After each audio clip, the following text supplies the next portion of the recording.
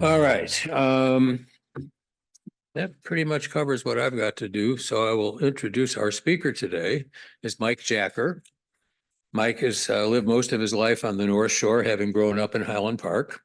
He's a graduate of Highland Park High School, Harvard College, and Case Western Reserve University School of Medicine, now a retired orthopedic surgeon. Some of you may remember Mike's presentation from, was that a year ago, Mike? Somewhere in there. The Great Horned Owls and Me. Yeah. Yeah. Sorry we don't have a repeat because the owls have migrated elsewhere. They were right across the street from where I live. Anyway, please welcome Mike Jacker.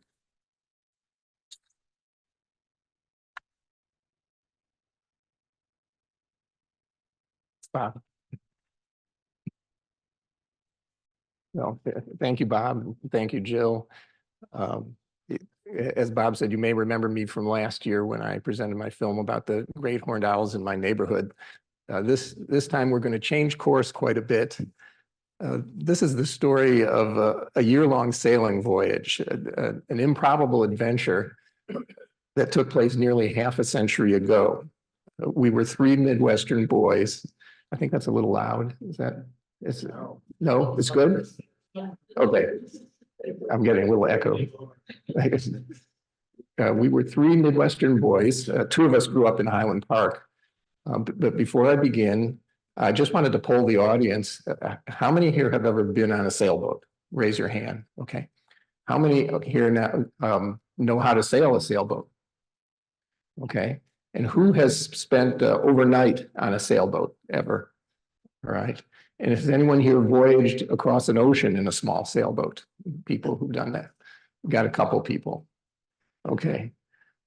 Okay, so let's get into our time machine and go back to 1975.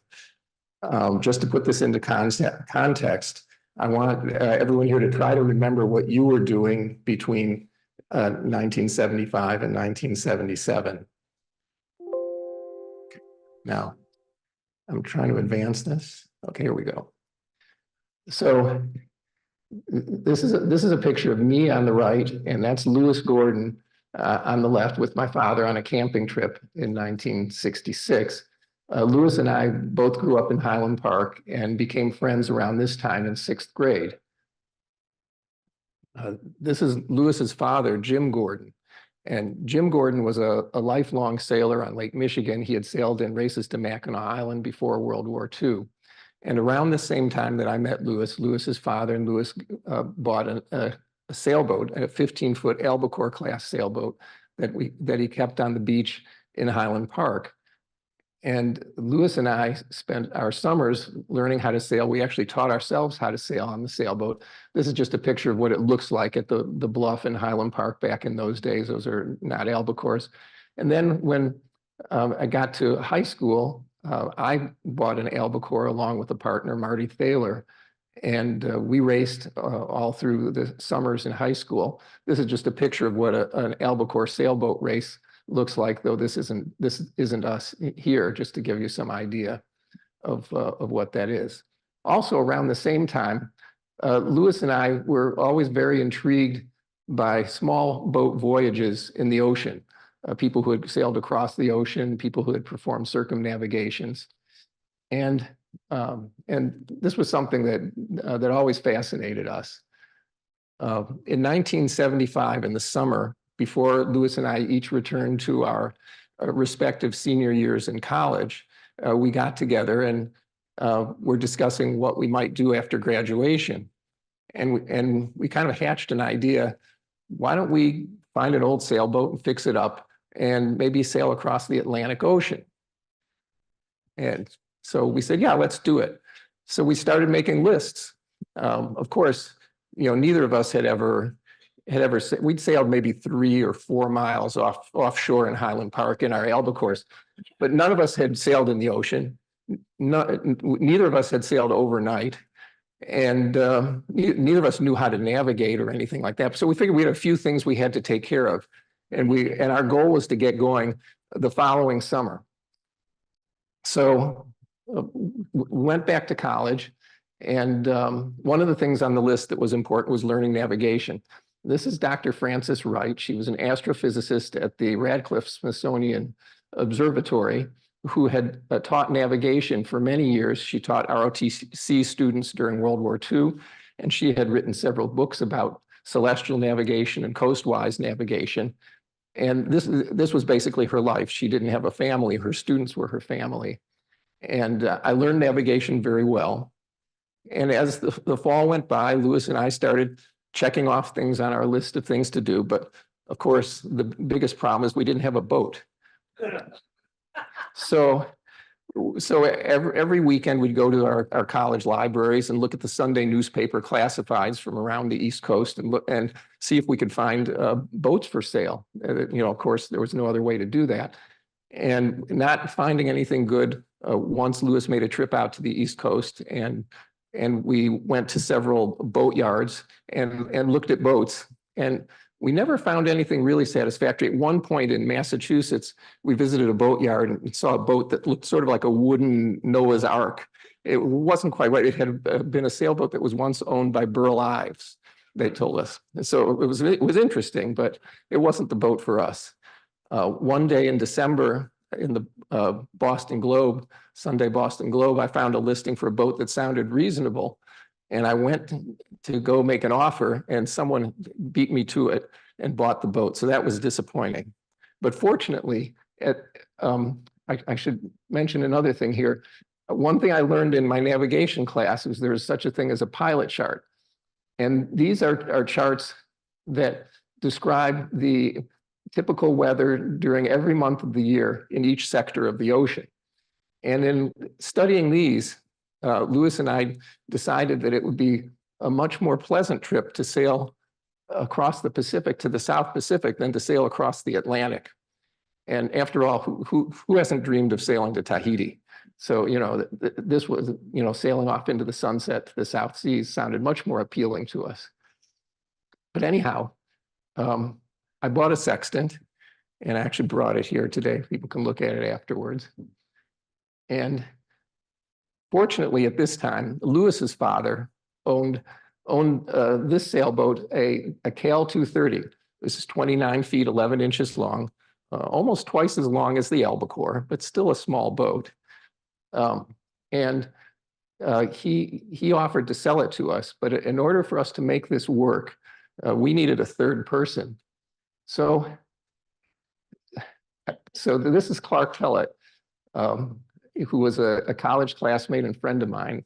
And around December of 75, I said, Clark, do you know what you're doing after you graduate? He said, well, I'm not quite sure. I said, how would you like to sail to Tahiti? He said, sure. So Clark was in. Now, of course, Clark came from Atlantic, Iowa, a small town in southwestern Iowa, farming community, and he had no sailing experience at all. So Lewis and I, after graduation, started working on the boat, which was at Larson's Marine in Waukegan, and fixed it up. And finally, on July 25th, we put the boat on a truck. Here, we changed the name. You can see on the cradle, the old name Highlander. We changed it to Rhiannon. And that's Clark, and that's me. And that was an exchange student that was visiting Clark's family, and that's Lewis on the right. So I had Lewis and Clark. So it's a Lewis and Clark expedition.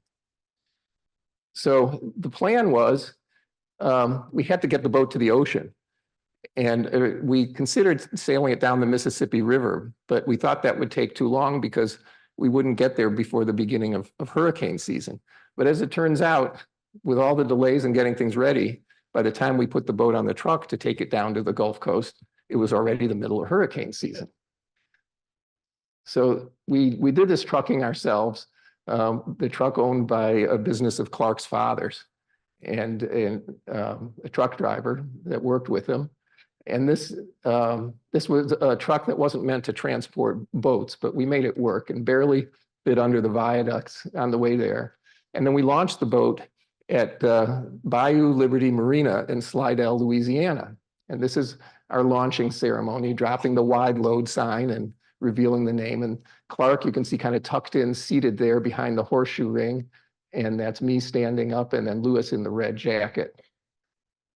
and then Lewis up in the rigging, getting the rigging ready. And our friends and family left, and we sailed across Lake Pontchartrain to New Orleans, where we tied up at the guest dock at the Southern Yacht Club in New Orleans for a few days to finish our preparations alone. And I should, let me go back one.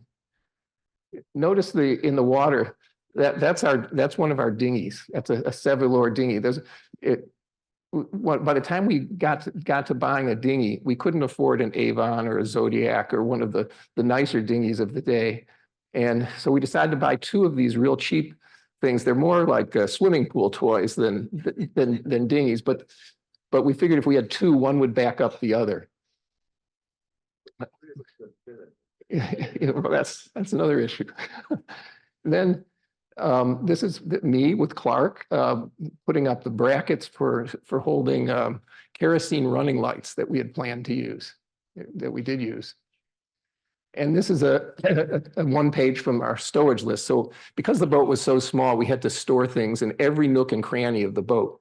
So we labeled all the compartments, you know, beneath the drawers and in the bilge and so on, and made a catalog of all the things and where they were, because otherwise we'd never be able to find them. So you have everything from a corkscrew to can openers, buckets, and so on. And this goes on, the list was more than 350 items. And I brought, actually, I still have this, I brought it today. You can look at that. This is a sunset at the Southern Yacht Club. Now I'm gonna apologize. I have a few word slides that I'm gonna present. So now, world sailboat cruising is actually much more common. A lot of people do it. And one reason is that nowadays there are improved safety devices, more comfort items, and a lot of technological changes that have come. And I'm going to just run through a few things. So nowadays for navigation, there's GPS and people have electronic chart plotters. And we had a sextant, a chronometer, some log, and paper charts.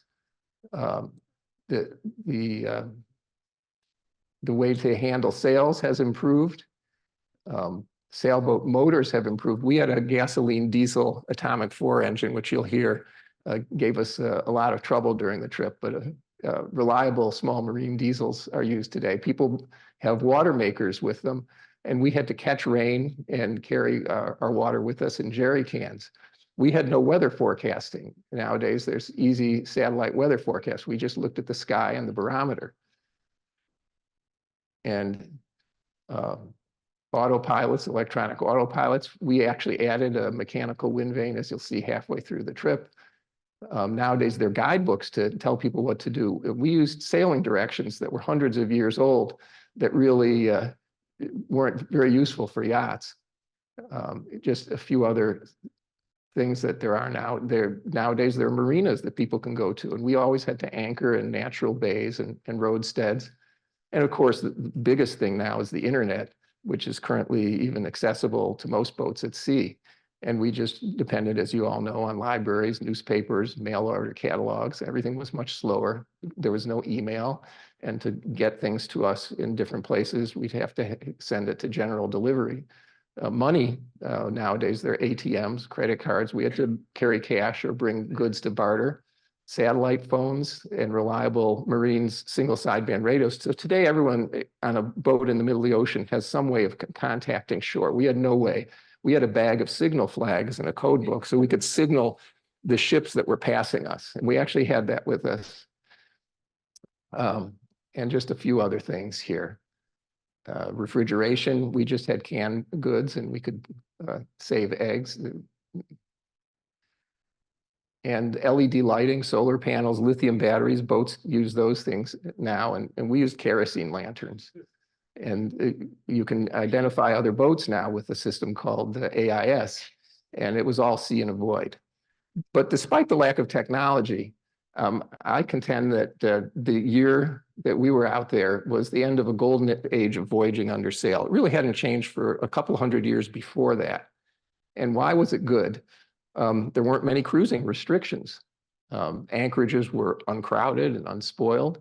Panama Canal transit was extremely cheap. locals were eager to meet us, and they weren't jaded by tourists. Island cultures often remained isolated and much more fascinating. There wasn't a proliferation of tourism. Provisioning was inexpensive.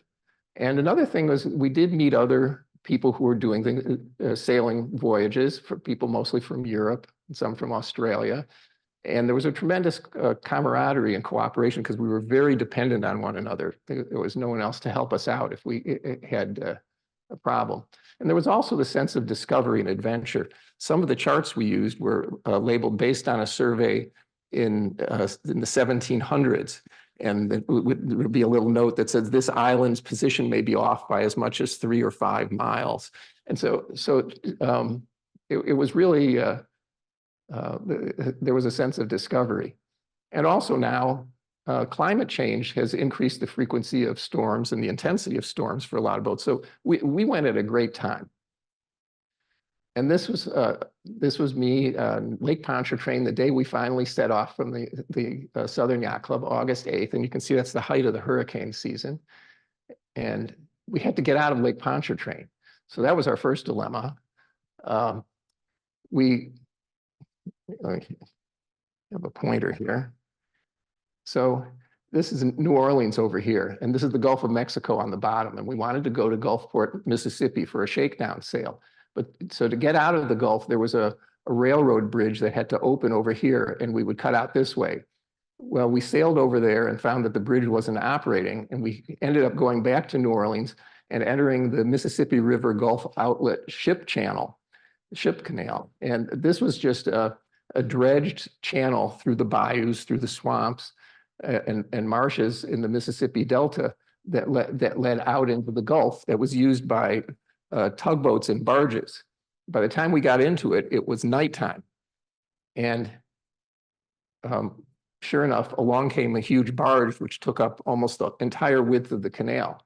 And we ran Rhiannon off into the reeds in the dark. And we're not sure if they even saw us. And the barge passed within just feet of us. We almost got run down. It was like Huck Finn on the Mississippi River. It was a harrowing night. And here at the beginning of our trip, and we almost got killed the first night. But we did actually make it through and get to Gulfport, Mississippi. This is the next morning, just a picture of one of those tugs with the barge. Once we got out in open water, you can see how big those are. And here we are tied up in Gulfport, Mississippi for our last day before crossing the Gulf of Mexico, or attempting to cross the Gulf of Mexico.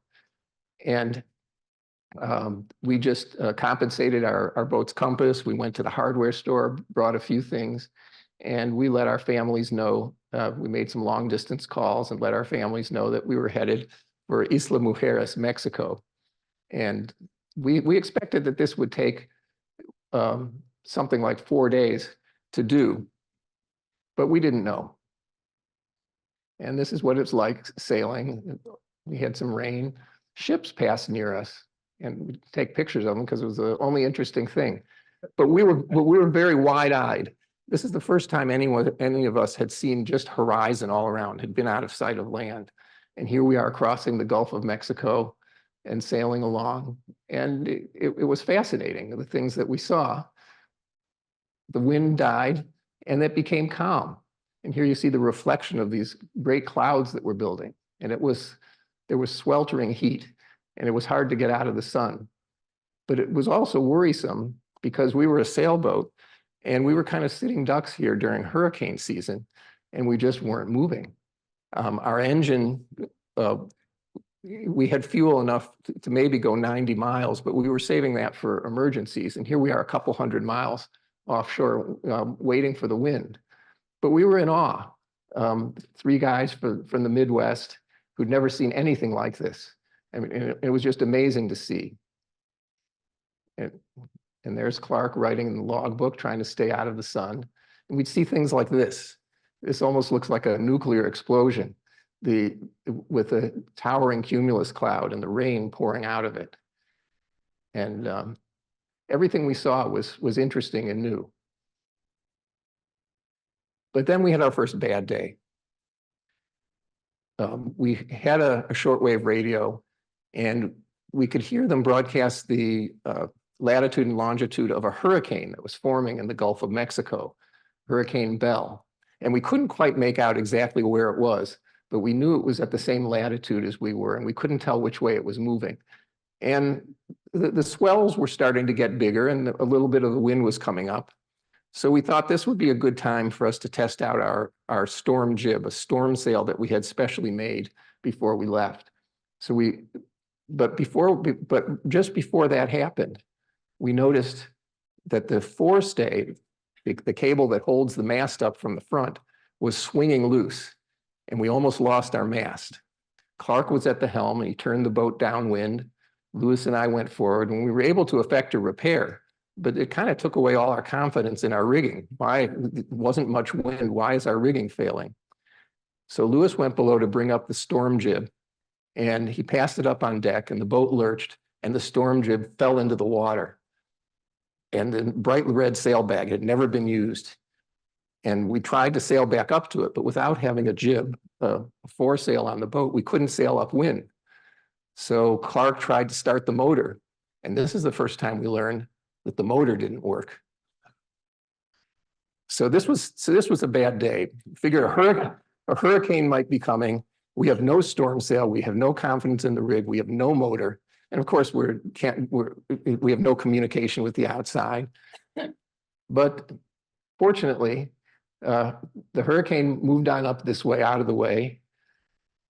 The sailing got better, and we were able to continue on without a motor. So here's a day when you can see the shadow. We have the spinnaker outside of our Genoa jib and our main and our awning. Everything's drawing wind, and our friends, the dolphins, are with us. It's always a happy thing when they come and visit us. And then one day, my navigation hadn't been tested till this point. I was reducing a sextant sight, and I said, you know, it looks like we should be 7 miles off of Isla Contoy, a bird sanctuary off the tip of the Yucatan Peninsula. So I call up the Clark, take a look, see what you see. And this is what he saw. And we made our landfall on August 21st. And you see this tower here, and you can see land along the horizon there. But we weren't to Isla Mujeres yet. We had one more rough night to deal with. It was a night of electrical storms, and we're in the Yucatan Current, which is part of the Gulf Stream. So the waves were big and steep. And as we were sailing back and forth at night off of Isla Mujeres, the boat got knocked down once. Everything flew across the cabin. And the following morning, we sailed past the cliffs and into the harbor at Isla Mujeres. And this was our first port. And it was beautiful. The colorful wooden fishing boats, they didn't have those fiberglass pongas that you see now ubiquitously in Mexico. And it was a colorful scene. It was a Sunday morning. It was very sleepy, but this is what it looked like. We discovered also while we were there was a smell of gasoline on our gasoline tank. Our main fuel tank was leaking. So we managed to cut it out of the boat. There was a Navy base there. We transported the whole metal tank to the Navy base, and they helped us put a patch on the bottom. But they had no mechanics or anyone to help us with our engine. And this is me with some jerry cans to empty the gasoline. Here's Clark and Lewis walking on the street. Notice Lewis is barefoot. He lost his only pair of shoes in the water. And here's the post office there at that time was just this little doorway. That's Clark with the hat mailing a postcard. But we also had to contact our families because we'd been gone about twice as long as the expected trip. It was about 10 days. And this was the only way to make contact off of Isla Mujeres was this long distance office. You can see on the right here with the crooked sign. And Clark got in line and waited and with difficulty made a connection home and had his family contact our families to tell them that we had safely arrived in Mexico and we were going to continue on. And this is me. We had dinner at a restaurant, little family restaurant, right before we left. And we went from there to Isla Mujeres, to Cozumel from Isla Mujeres. And I was sick that night. I had come down with salmonella, and I was very sick. And I was basically on the floor of the cabin. And Lewis and Clark managed to sail the boat into Cozumel. And despite a strong current under sail, they entered this marina and got us safely tied up at the dock. And we went there primarily because we heard that there was a mechanic who might be able to help us with our engine. And we took the engine out of the boat. There's Clark's legs and the wooden gangplank. We carried the engine off, and that's me looking kind of incredulously at the empty space where the engine belongs inside the cabin. And our barefoot mechanics assistants taking our engine away to who knows where. And we trusted them with that for about 5 days. Finally, when Miguel, the mechanic, came back with the engine after 5 days, he had reground the valves, replaced a couple of piston rings, replaced the head gasket, got all new spark plugs, 4 quarts of new oil, reinstalled, realigned the engine for us. And we weren't sure we were going to be able to afford this. I mean, it sounded kind of steep. And maybe we should have bought a new engine. What should we have done? We took him out into town and plied him with beer until we thought he had a sufficient amount that we could ask him what the cost would be. And we asked him how much for all those parts and all the labor. He had the engine for 5 days and doing that. He said $70. And so we split that 3 ways amongst us, and we were pretty pleased with that. And from there, we wanted to go to Honduras. The plan was to go to Honduras. You can see where Honduras is over here, and we're coming down this way.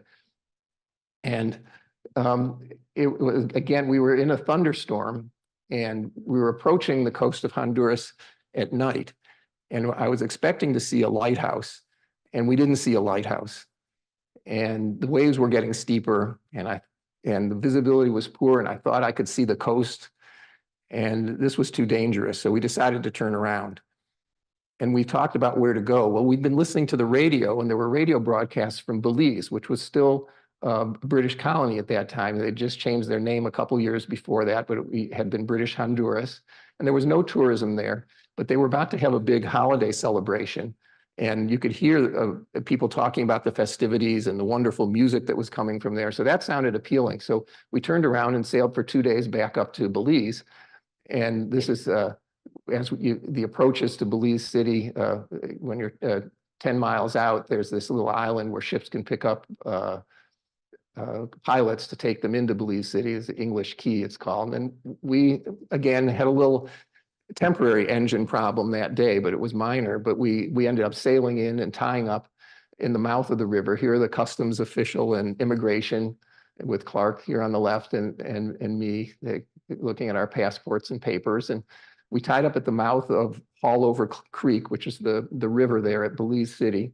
And this was the view from where we were. There were no other yachts. And you can see everything is decked out for the holiday there, St. George's Key Day. This is one of the government buildings. This is the post office. Everything is sort of old colonial style. And on the post office was this Weather Bureau tracking chart. And that's Belize there in the red on the left. And they noted this tropical wave, a storm coming. So for us, it wasn't a good time to leave. Our goal was to get to Panama, which means we would have had to come around this way. And with the storm coming across that way, we decided to hang on for a while. And this is, you can see the weather was coming in, looking from the swing bridge, looking out the mouth of the river. And on the right, you see all the wooden workboats. It was one of the only few places in the world where all the fishing workboats were used sail. They're sailing workboats. They all have masts. And on the right, that big tin roof is where the central marketplace was for Belize City. And our boat is tied up way out there at the mouth of the river. And here are a few scenes from town, very colorful. People getting ready for the holidays. In the back streets, many of the houses were on stilts because they had had previous flooding from hurricanes, and they had a drainage ditch for sewage. But one thing that we noted was because of these sailing workboats that were there must be a sailmaker. So we figured this was a good opportunity to make a new storm jib. So we asked around, and some children led us to this house on stilts, and we went up and went in and met this man, Kenny. And he just had an empty room with a little rocking chair and a sewing machine. And he agreed to make us a storm jib if we bought him the materials. So we went into town and got the canvas and the rope and all the materials that and the thread and so on. And he made us a brand new canvas storm jib. All the sails that we were made here were Dacron at that time, but we were fine with an old canvas sail. So some more street scenes for what it looked like in Belize City at the time. And then we left. We were anxious to get out of the hurricane zone and get to Panama. So we had to tack back and forth here to get around that promontory, Cabo Gracias a Dios, that Cape, thanks to God. Columbus named it on his 4th voyage because it took him 2 months of tacking upwind just to get around that point of land.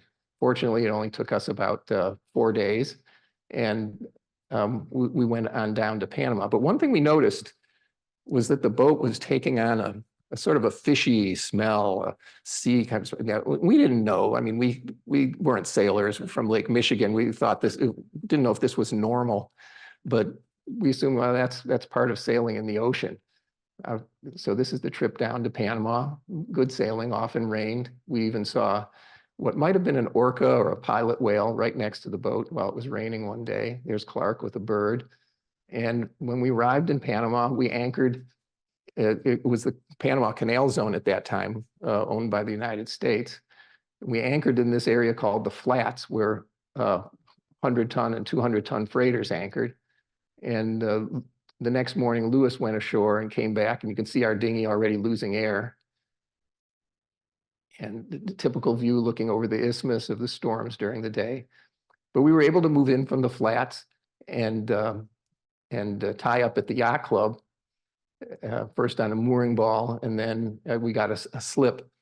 So when I put on my shoes to go to shore, my shoes were at the foot of the stove in the galley, and we kept a frying pan on top of the stove right there. And inside of my shoe was a flying fish about this big that was rotting, and I've discovered the source of the bad smell in the boat. And interestingly, in order to get to my shoe right next to the stove, the fish had to have missed the landing in the frying pan by inches. And at this point, we brought fishing gear. We hadn't caught any fish. And we met some other boats. There's a boat behind us from France, a famous French mountaineer, alpinist, and his wife were headed also to the South Pacific. And other boats that we spoke with, we asked them, do you fish? Oh, yes. Every day we catch a big tuna or a wahoo or a mahi-mahi or something, and they eat it every day. And it was kind of embarrassing. And then they'd say, which fish do you usually catch? And well, I got this flying fish in my shoe. But oops. And so while we were there, we waited for Clark's mother and sister to come because they wanted to transit the canal with us. And during that time, built that pole, an extra pole. We put steps in the rigging, ratlins in the rigging to climb aloft. Just a picture shows our kerosene running lights just so you can see them there. The white canister on the deck is a life raft that we had. Just some other boats of pictures of Rhiannon here. And this is what she looked like. And this is how the canal is oriented. Interestingly, for those of you who haven't been there, the Atlantic side of the canal is actually west of the Pacific side of the canal because of this S curve in the isthmus, in the Central American isthmus. On October 12th, we went through the canal, and we did it all in one day. Aboard the boat, the canal company put a pilot, that's Scotty, smoking a cigar, our Panama Canal pilot for the day, in the back of Clark's sister and Clark's nose by the mast there. And we shared the canal, not with any other yachts or sailboats, but with container ships. And just to give you an idea of our size, you look at those containers, those are 40-foot containers. Our boat is 3/4 the length of one of those containers, okay? It's at 30 feet. So going through the canal, the container ship, this particular one was with us much of the day. You can see it coming up behind us, and Clark and his sister, and comes past us here. And you notice the tugboat behind it there. and the line handlers ashore, we hand our lines to them, and most of the time we did what's called center lockage, where we're in the center of the chamber and had 4 lines, 2 from the bow, 2 from the stern, and we manage the lines from the boat in or out as necessary. And that's Lewis tending lines up at the bow while we're in a lock chamber. And you can see that we share the chamber with the big ship, and the ship comes right up behind you. Right up behind you. And you see some people up on the deck there looking down at us. Yeah. And another way to go through that we did through some of the chambers was tied up to the side of the tugboat. And this is Lewis comparing our largest rope, our largest line with one of their standard lines. And Clark and his mother standing on the deck. And then I took this opportunity to climb onto the tugboat, that's me with the camera, and took these pictures looking back from the tugboat at our boat tied up there. This was the bicentennial year.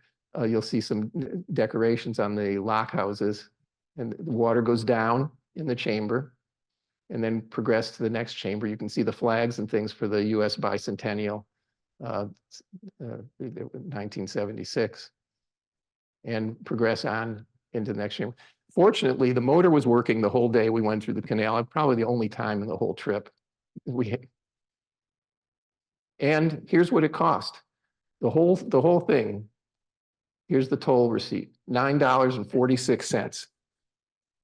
These days, I've just been reading, it costs on the average $2,000 to $3,000 for a boat this size to go through, and you have to wait a month, and they may not let you through. And right now, because of a drought, they're limiting pleasure boats and not letting any go through at all. So we were very fortunate. And now it's, of course, owned by Panama. So on the Pacific side, that's me and one of our 2 dinghies, building a self-steering wind vane out of parts that we bought from another sailboat, a homemade rig. It was very dangerous in Panama at that time. The military dictator, Generalissimo Omar Torrijos, was running a big anti-American campaign. At one time, a couple times, we had to stay in the canal zone because they declared martial law. We had to actually stay in the yacht club. But we had, as lay people who didn't work for the canal company and weren't in the military, had to go into Panama to do our business and to buy things and parts and so on. And that was always very dangerous. There was a fellow, a British single-hander who we knew who got stabbed one day going into town. So this was dangerous. And also the Guardia, the troopers of Torrijos, harassed us. This was on Toboga Island, owned by Panama, off the Pacific side of Panama. And while I was there with Lewis, and Clark was back in the canal zone taking care of some business, and they came and boarded our boat and told us that we had to leave the country. They said our papers weren't in order. They were, but the soldier jumped on our boat with boots and a submachine gun and said we had to leave the country within 3 hours. So we didn't. We just went to another island and hid out and then came back. And there's our self-steering wind vane. And this is just a picture of the wind vane sailing. We were amazed that we didn't have to steer. Finally, we did get our act together and decided to leave Panama and start heading into the Pacific. So the goal was to go to the Galapagos Islands. And for months before we left, we had tried to arrange paperwork to go there to get permission. We contacted the Ecuadorian embassy, Ecuadorian consulates. We'd written letters, even had a letter describing a scientific expedition from some professors that we were going to try to, nothing. We had no permission, and yachts weren't allowed to stop there at all. And at that time, there was no tourism. You couldn't go there in any other way to visit the Galapagos. There weren't tour boats going around the islands or anything like that. So only a few people on scientific expeditions were granted permission to go there. But we decided we were going to go anyway. So try our best, see what happened. So we left, and we expected calm weather. And there's strong currents and often calm weather. And in the books we had read, there were people who sometimes even had trouble finding the Galapagos or drifted for a long time in calms. And we were bracing ourselves for calm weather. And we headed out, and you can see here there's a log floating, and there's a rainbow in the Gulf of Panama. There had been flooding from the Darien, and a lot of logs were out there. But then we hit our first storm. It was a gale. And this is not a picture during the gale, because we were all kind of seasick, and we hove to. We stopped sailing for a night and a day.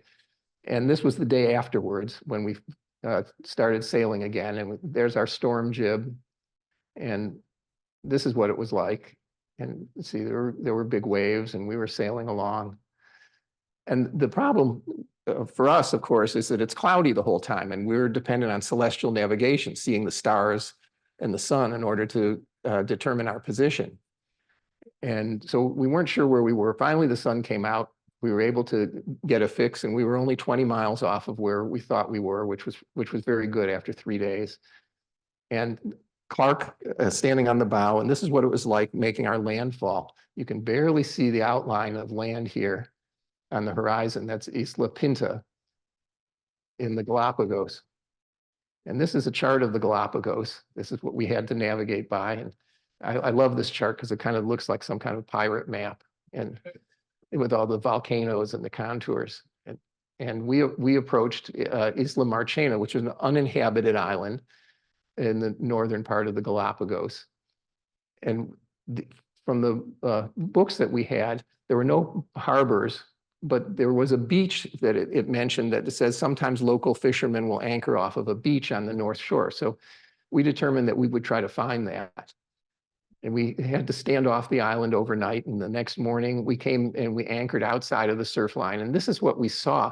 You can see the waves smashing. This is from a half mile offshore. You can see the surf crashing against the rocks all the way inshore in the back of big waves. So we decided not to go to shore that first day. And you can also see I'm dressed up. Despite the Galapagos being on the equator, the Peruvian current, the Humboldt current, comes through the Galapagos, and it's actually sometimes quite chilly. And that's me feeding leftover breakfast pancakes to a lava gull. And again, this is the view looking at the rocks. But we thought maybe among all those jagged lava rocks, and it just was an empty moonscape that looked like nothing. There might be a stretch here where the waves aren't breaking, where it's probably a beach, and we're gonna try to go ashore there. And we thought the next day would be calmer. That's why we waited. But no, the next day was windier. But we were determined to go ashore anyhow. So Clark and I got into one of the dinghies with 4 paddles, and we started using them as oars and couldn't get anywhere. So we dropped 2 of them and started paddling canoe style toward shore to see if we could fight the wind. We left Lewis behind on the boat because there was a 25-knot wind blowing offshore. And if the boat dragged anchor, if the anchor came loose, the boat would drift for thousands of miles out to sea, and we'd be completely lost. So we left him aboard the boat, and we tried to go ashore. Now, of course, if something happens to us, we're in no communication with anyone, no medical help, certainly. And so this was a risky business. And here we are paddling into the wind. And you can see us finally making our way. And this is what we see. It's a little daunting. Neither of us were surfers or familiar with landing on a beach and surf. And you see that there with the jagged rocks and so on, and you're heading toward shore. And you can see the whitecaps coming out toward us. It was so windy that these are how windy it is. You can appreciate with all the whitecaps coming out our direction. And now Lewis took this picture. Here we are. See those 2 little heads in the surf? That's me and Clark. We were waiting outside the surf line, counting waves. And we had read somewhere that it's, every 7th wave is supposed to be small. Or that's what we thought, So we counted. And after the 7th wave, Clark and I said, let's go. And so we started paddling furiously. Of course, we got picked up on a wave and started surfing. And within maybe 5 seconds, we flipped over and both got flung from the boat. And Clark got washed up on the beach. It took me a couple of waves where I was rolled on the bottom and got my pockets full of black sand. Fortunately, we weren't right next to the jagged rocks, and I was able to get ashore. We lost one of the paddles, but we safely got ashore. And that's a picture of the view from shore. The boat anchored offshore, and then the surf that we had to come through.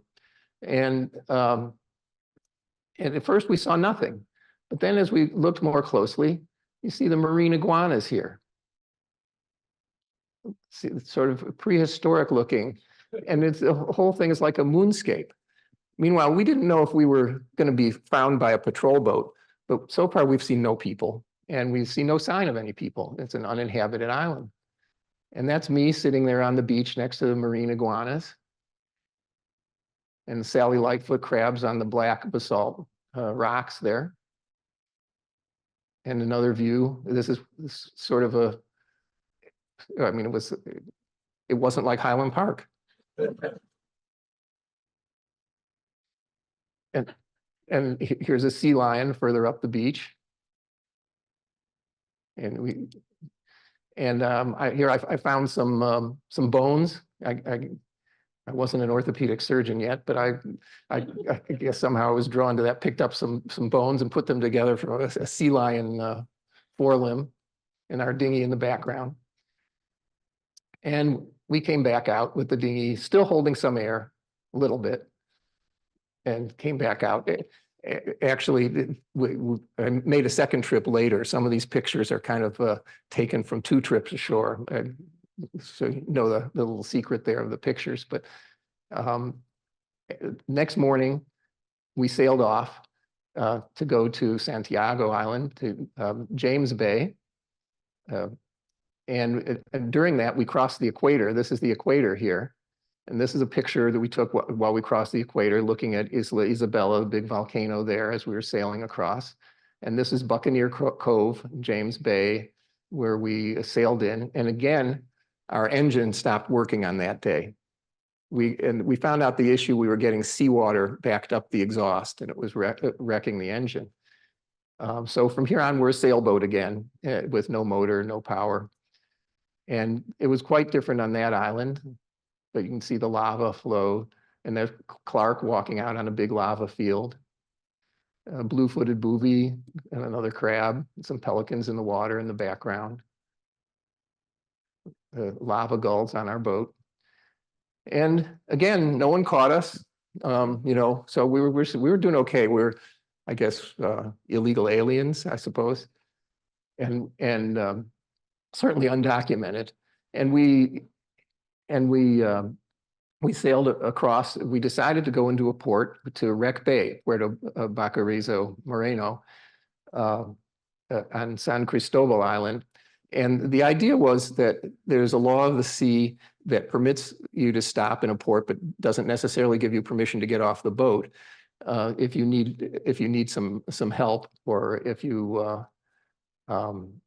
had some damage. And we indeed had some damage from the storm. And this is what it looked like there. Fellow came out to the boat and sold us this bunch of bananas and a huge sack full of oranges for $2. And this is Luis, the fruit salesman, Galapagos tortoise, a boat builder who made us a new tiller. In the storm that we were in, our tiller broke. And that's me with the new tiller. And that's some friends we met, the people who run the post office and live in that house. And this is us. Some people let us into their home to use their shower, which was wonderful, and put on some clean clothes at that time. And we also made a trip up into the hills to the town of El Progreso, and school children lined up. Up there, it's not dry, it's more of a rainforest, and they grow coffee. And you can see the rich volcanic soil, and they're bringing the coffee out on the burros. And we took a self-portrait up there in El Progreso. We set the camera on the ground with a timer to catch all 3 of us. And this is Wreck Bay, the town. That's Clark on the right and Lewis walking. There's a volleyball net across the main street. It's that sleepy. And we also had to take the engine off the boat there. It's a long story. I won't tell the story, but we brought our motor ashore, and I talked some people in the Ecuadorian Navy base into helping us fix the engine, and how I brought it ashore from the anchorage and got it back to the boat is a story for another day. But before we left, we decided to go to Post Office Bay.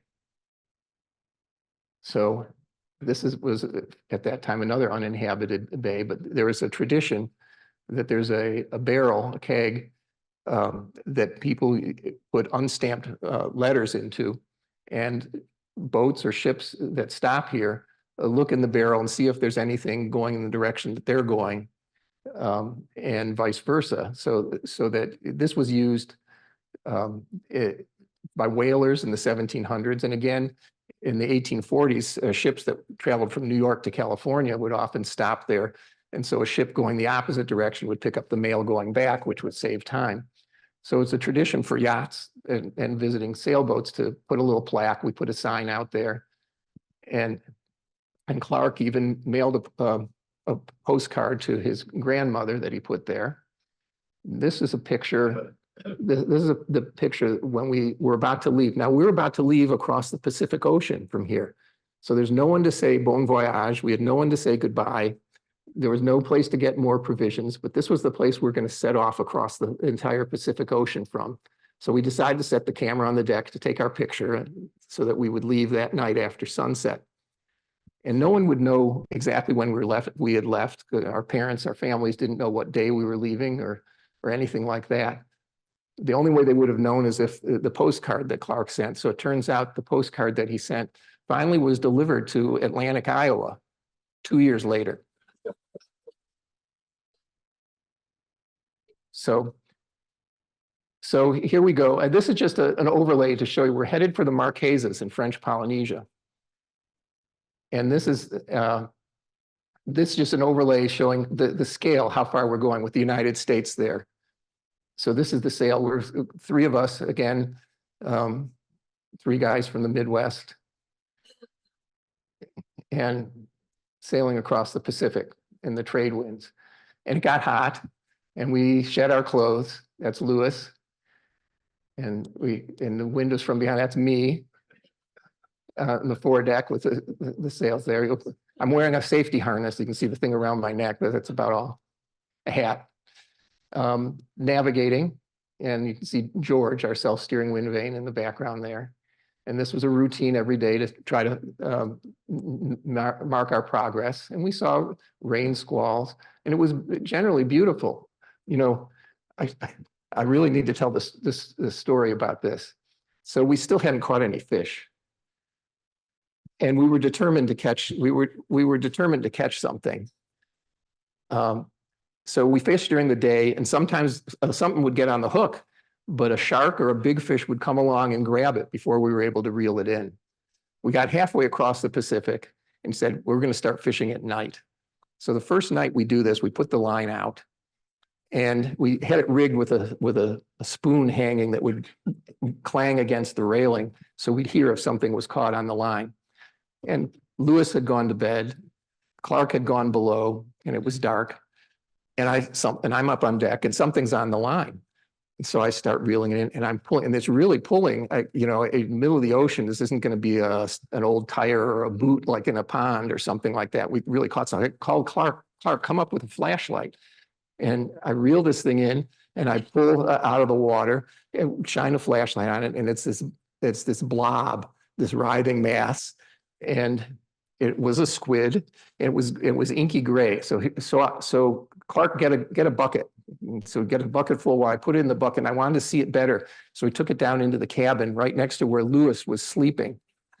And suddenly this squid starts pumping its ink and jet up at me. So it hits me right in the face and on my chest. And I'm thinking, this is this animal's defense.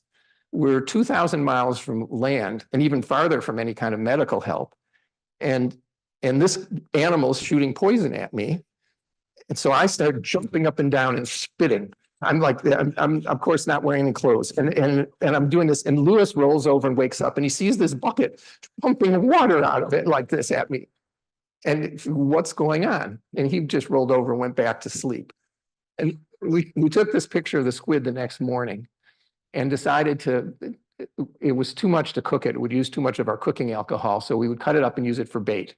We used it up, didn't catch anything. Next night, same thing. Let's try fishing at night again. Exact same scenario. Lewis and Clark are below and I'm up on deck and we've got something on the line and I pull it in. And it's just the antithesis of what there was the night before. Clark shines a flashlight. It's this long, snaky thing. I've wondered if we'd caught an eel or something at first. And we bring it on deck and look at more closely, and it has big eyes and sharp teeth, some deep sea kind of fish. Just the opposite of what we'd caught the night before. It turns out this was a snake mackerel, named Gempilus. And that's what it looked like. See the sharp teeth and big. And it turns out it's sort of a rare fish. It's only seen in this part of the ocean.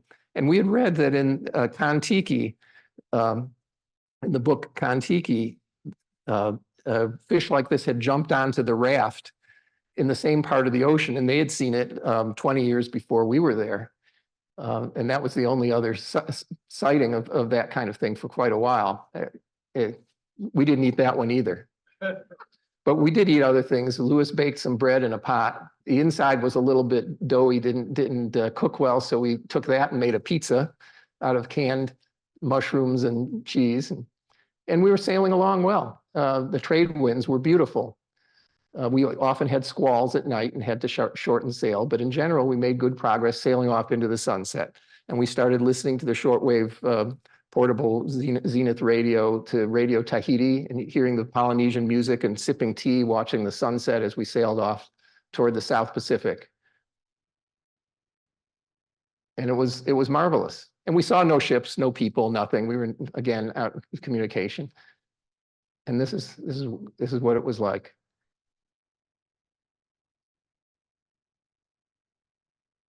And our goal was Hiva Oa in the Marquesas Island. Based on our sextant sights, we figured we were going to get there in the morning. We slowed up a little at night.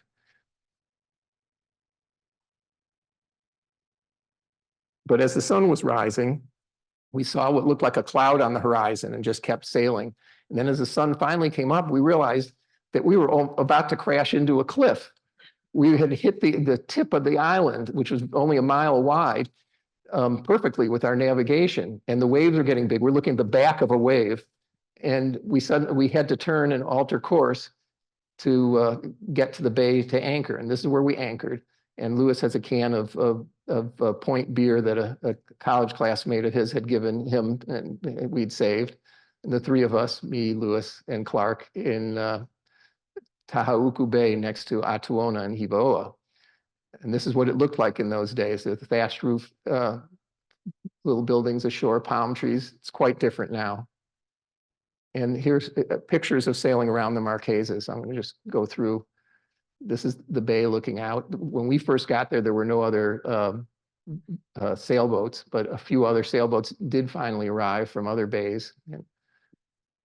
And there was this old Chinese baker, baked bread there. And he had been on the island for a while. He knew Paul Gauguin's daughter. And where his little shed was is the place where Paul Gauguin had lived when he lived on the island.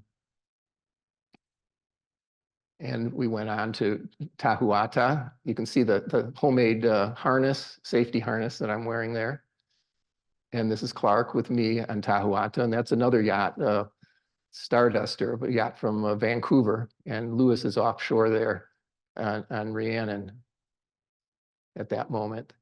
The woman collecting some bananas for us.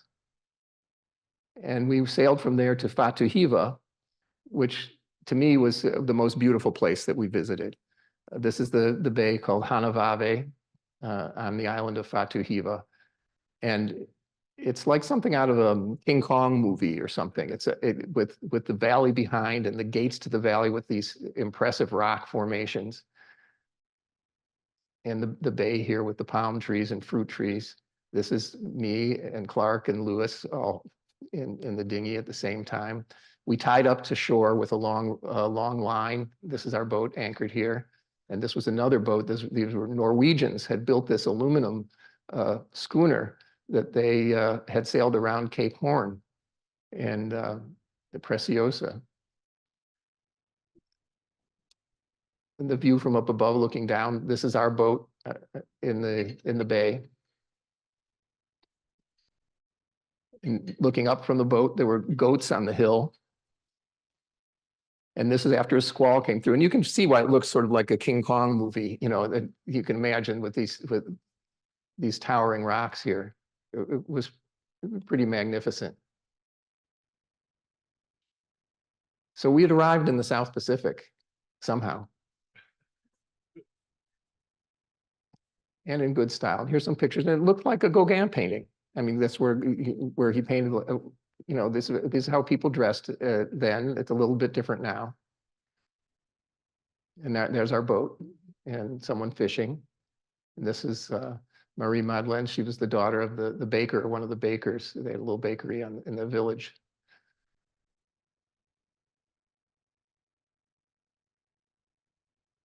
A little girl there and a pig. And from there, Clark actually went on, flew off from the Marquesas and went on overland to make a trip around the world. And Lewis and I were alone. We spent the next 6 months in French Polynesia. This was just a picture one night in Bora Bora before a tropical storm came through. And this was just to show the route of the end of the trip. We went this was a 30-day passage that Lewis and I made up to Hawaii, where we eventually sold the boat. We had to sail through the doldrums, but we also had some good sailing. This is when we approached Hawaii, and the final day when we're passing Diamond Head in June of 1977. And during the pandemic, I wrote a book which chronicles the whole story. I mean, I've spoken for an hour. I made an audio book of this, which is 8.5 hours. So this is what I'm telling you is maybe 1/10 of the story. And I have more of the personal reflections and impressions. And it's also sort of an inspirational story for young people who want to take on something. So that book's available on Amazon and Barnes and Noble. It's an audio book, a Kindle book, and as well as a print book. That's the end of my talk. Mike, that was riveting. Thank you so much. We're happy to have a microphone, and those that want to stay for Q&A. I have a question. Before you ask a question, I want to introduce someone. Clark Pellet is here with me today. Clark, who came on the voyage. Lewis was going to come at the last minute. He couldn't make it. Mike, that is my question. My question is, how close did you guys become in this? You want to take that one? Here, I want to give the microphone. Yes. So Mike and I were college classmates at Harvard, which is maybe giving a little suspect to our degrees and how smart we were. But we've remained friends. Lewis and Mike continue to sail on Lake Michigan. I've gone out with them on their boat. And I have my own sailboat now and have done 40 Mackinac races. So we stay really close. Mike, Chat wants to know how you kept your, I'm over here, but Chat would like to know how you kept your film and camera dry. Okay, so we bought an underwater housing, which was not like an underwater housing now, but it was almost as big as a bread box. It was an acrylic housing for taking photographs underwater that we could mount that camera inside, and we kept it stored in that on board the boat so that it would be waterproof. What was the length of time that you took from beginning to end, the three of you? 11 months. Oh, no, three of us was, well, Lewis and I, it was 11 months. It was a little over 6 months. What did you talk about all during this time? What did you talk about? Were you guys like prisoners in a way? Well, no, we talked about what was going on. I mean, maintaining the boat, what we saw, what we observed. Interestingly, we're not the kind of people who shared a lot of personal stories about ourselves, or a lot of in-depth things about ourselves, but we talked about what was happening circumstantially. most of the time. But the more interesting one was when I was just with Lewis on the 30-day passage to Hawaii, when we sailed through the doldrums and so on. And we basically kept shifts and we didn't see much of each other because one person would be awake while the other was asleep, except when we ate and except when we navigated. And so we were kind of alone most of the time for that. And also, the first half of the sail getting down to Panama, we did not have any self-steering. So each one of us had to be on that helm 8 hours a day, every day. So, it wasn't like we had a lot of confabs, because if you got off shift, you wanted to go to sleep. I have a sailor online, a friend named Ken. Ken would like to ask you a question. Sure. Go Hi, I found it wonderful. I logged in a little bit late. I'll make an attempt to see the entire presentation and get the book. I'm a sailor. I have a Catalina 34 now. And I was just curious if your sailboat, I thought it might have been an O'Day. I didn't think it was a Catalina or maybe another production sailboat. That's my question. Yeah, at the beginning I showed it. It's a Cal 230, 29 feet 11, which is stock fiberglass boat with a 15/16 head rig and a fin keel spade rudder, the fiberglass. It was built in 1969. It was 7 years old when we sailed it. The engine, which I heard proved challenging, was that an Atomic 4, which I knew was in a lot of the early. Yes, it was. Did anybody speak Spanish when you were in Spanish-speaking countries? How did you communicate? Learned the language. We learned, I learned some Spanish. I managed to get by with broken Spanish. I didn't speak Spanish before that. But Mike spoke French. I spoke French, so French Polynesia was easy, yeah. My question is, how did you prepare your meals and keep food not to spoil? Okay. So first of all, I was a lot skinnier there in the picture. So we ate sparingly, and the food that we couldn't keep, we had fresh produce and food when we left port. And after so many days, then we just were on canned goods. Also eggs kept for a while. People don't know that eggs can keep for over a month without refrigeration. And if you buy them before they've ever been refrigerated. So we got them on a farm, and we also coated them with Vaseline, which gives them another couple of weeks. Mm-hmm. First of all, terrific presentation. I really enjoyed it. And did you consult with any sailors who had gone on a similar trip? Absolutely not. This was we headed off when we were in New Orleans, or when we were in the boatyard there. We met some other people who were sailors and told them that we were planning to sail across the Gulf of Mexico. And then they thought we were absolutely crazy. No one goes sailing this time of year. And we never talked to anyone who had been on an ocean voyage or given us any direct advice. Part of the reason is we just didn't know anyone who had those resources. And it's not like you could go on the internet and find somebody, right? So it just never really came up. And we're fortunate enough to have figured it out. A number of years ago, a man by the name of Steve Jackson from Deerfield, just at the end of the Korean War, similar kind of a situation, 4 guys and a dog. They sailed from Hong Kong to Miami in Florida. It was really interesting too. Thank you very much. Yes. Back there and up here. As I was watching this and hearing you, it was riveting. What came to mind were 2 issues. One was being fearless. The other one was being resourceful.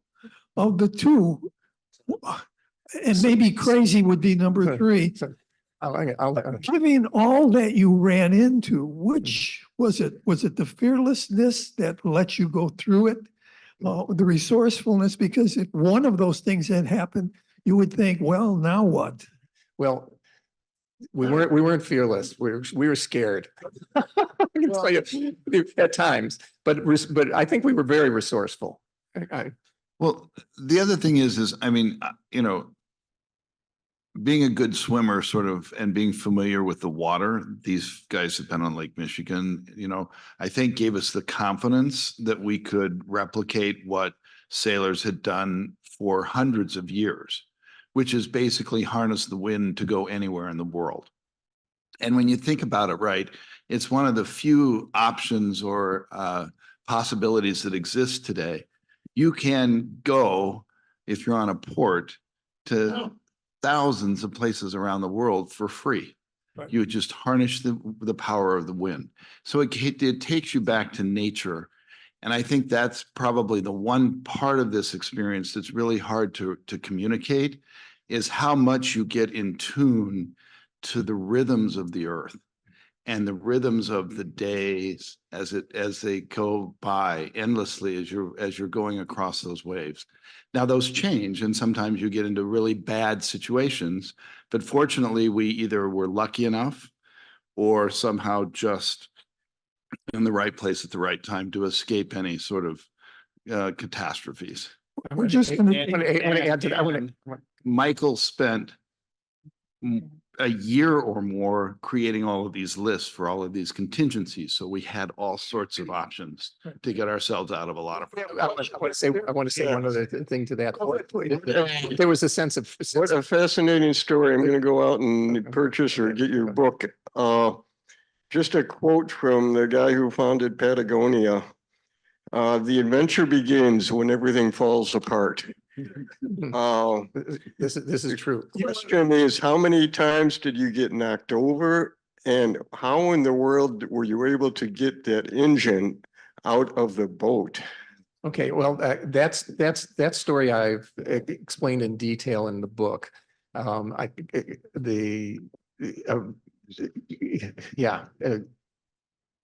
could tell you later. It's a long story, but we managed to do it with minimal resources. And in the Galapagos, we brought the engine, once it was repaired, back out to the boat at Anchorage in a leaky wooden rowboat that we found on the beach, and hoisted the engine back, the 300-pound engine, back onto the boat using some rigging that we set up on our boom. Yeah. Mike on Zoom would like to ask a second question. Oh, Ken, I'm sorry, you're Mike. Who's Ken? Ken Hyman. Thank you very much. I find it, I'm just sitting here, sort of my jaw agape. My only sense of this would be the cruises we've taken on Lake Michigan with GPS, and charts combined, and you did it all with a sextant. And one story about waking up and being, I think, in my words, thought what was dangerously close to the southern tip of a South Pacific island. I'm curious as to how much time there would have been, if you continued to be sleeping or didn't see it. But that was. I'm going to tell that whole story. If I understood it correctly, let me tell the whole sequence there. So we had marked our progress every day, and we knew about our rate of progress, and we knew that we would get there too rapidly the next morning.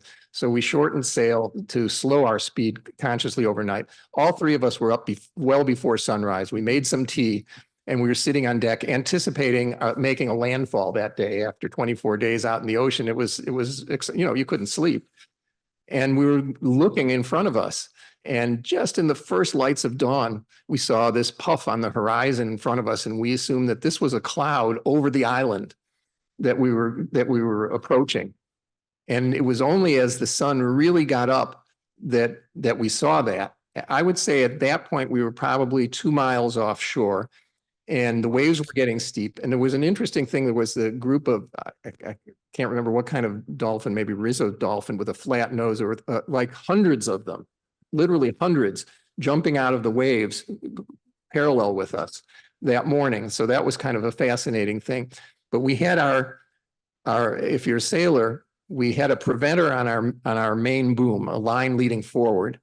We had a pole rigged with a downwind jib with several lines securing the pole. So to change course, it wasn't a matter of just turning the boat. We had to scramble and release all these lines and jibe in order to turn and go parallel with the shore and around the island.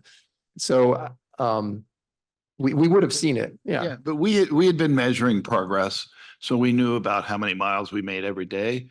And you know, that's the other thing. Michael's sextant capabilities were amazing. You know, Lewis and I could take noon sights, so we could always get our latitude right. But Michael could get, with the chronometer, he could get the triangulation that put us exactly in the right spot on the map. So don't forget, not only did you have a sextant, but you had to have a chronometer.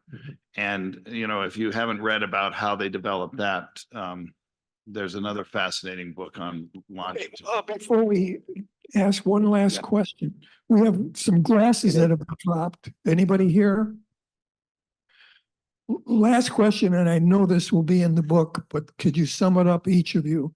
In what way did this change your life? Can you It's kind of a give good us- question. Yeah. Yeah, right, an easy one. Well, for me, I'd been around water since I was very little. My mom was the water safety chairman for the county, so I knew how to swim and everything, but I never had a chance to sail, which is why when Mike asked me, I agreed to go without any experience whatsoever. What he did leave out of the book is the first night when we went across Lake Pontchartrain, I got seasick. Yeah. So this was not a very good beginning to a trip, right? I knew nothing about sailing, very little about boats other than what we'd done for, you know, on the lake doing maybe some skiing, but you know, I was not in the right spot maybe, but once we got onto the ocean, the seasickness went away instantly. And for me, it gave me a lifetime of sailing. I've now owned a boat for 20 some years and I've sailed the Lake Michigan. And it was one of the reasons I came to Chicago to be a lawyer. It's because I knew I'd be on the water and have a chance to continue sailing. And so for that, I owe Mike my enjoyment for every summer. So thank you. It's harder for me to say how it changed me, but I have an appreciation for adventures and going for it. When you have the choice to do something or not do it, you calculate the risks and you take all the precautions that you can, but you go for it because you only live once. And one thing that happened, we were in Tahiti, we were tied up to the dock there, the main quay on the main street. Lewis and I were there, and some tourists were walking by, and they'd see the name and they'd see Chicago written on the boat, and they'd say, "You came all the way from Chicago in that boat?" And you'd say, "Yes," and you know, and we would tell them the story of our journey, and people would say to us, without fail, they'd say, "You know, this is really a once in a lifetime thing," and we'd say, "No." We said, no, we were kidding, you know, we'll do this again. We'll go back with our families. We'll do this again. This is not a once in a, but you learn as the years go by that some of these things are really just once in a lifetime, and you learn to appreciate them. And I think that's one thing that I got out of it.